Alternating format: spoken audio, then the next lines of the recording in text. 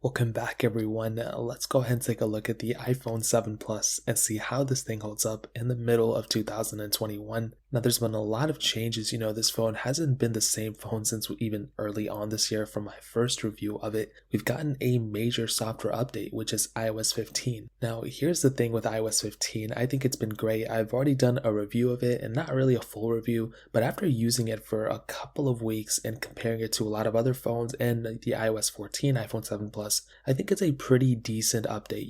I think it's fairly stable, and if this is how this phone is holding up right now in the middle of 2021 on a beta software, I'm actually looking very forward to the official version, come September or October, whenever it officially comes out. Now body wise, the 7 Plus, looks a little bit dated, but it doesn't feel cheap. It doesn't really even look cheap. It is definitely an older iPhone design with the home button and the big amount of bezels, but I really don't think it's that big of a deal, and I think a lot of people have pretty much moved on and pretty much don't care about this type of design anymore, unfortunately, because I like Touch ID. I don't really mind the bezels too much. I just prefer a gesture-based design, and luckily for us, the iPhone 10s and onwards have it. The 7 Plus unfortunately doesn't have it, but it's totally okay. You have a lightning port on the bottom, and on the back, the aluminum back, which still feels really good, and that dual camera setup. And I'm really happy with this camera still. It's a dual camera setup. I like having, a telephoto lens. I prefer an ultra wide sensor, but it's still a pretty good sensor overall. You have that front camera as well, which is actually pretty decent too.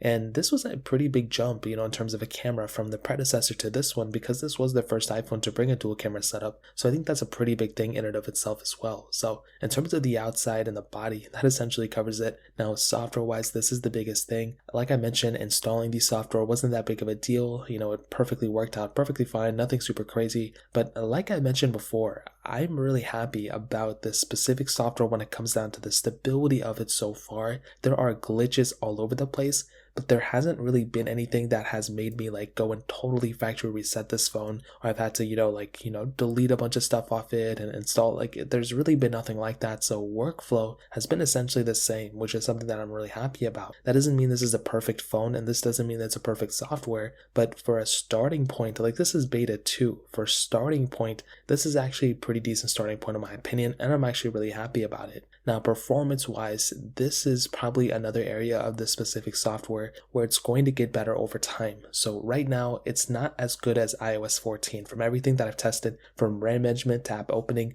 it is overall slower than iOS 14 on the 7 Plus. But like I mentioned, I don't think it's that big of a deal because, it's going to be slower. There's not going to be perfect. You're going to have glitches all over the place.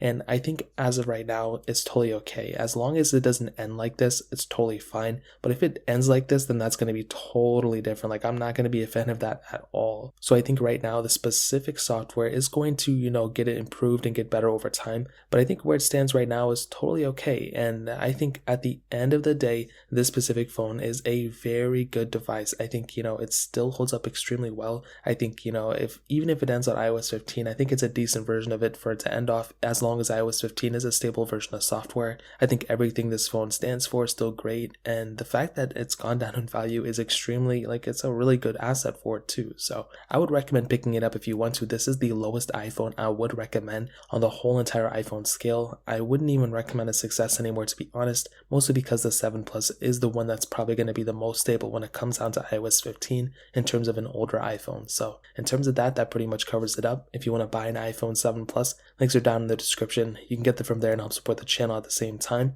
If you guys have any other questions or anything, let me know in the comment section as well. Hit the like button, but definitely hit that subscribe button. More importantly than everything else, I love every single one of you guys. Hopefully I'll catch you guys in the next video. Peace out till then.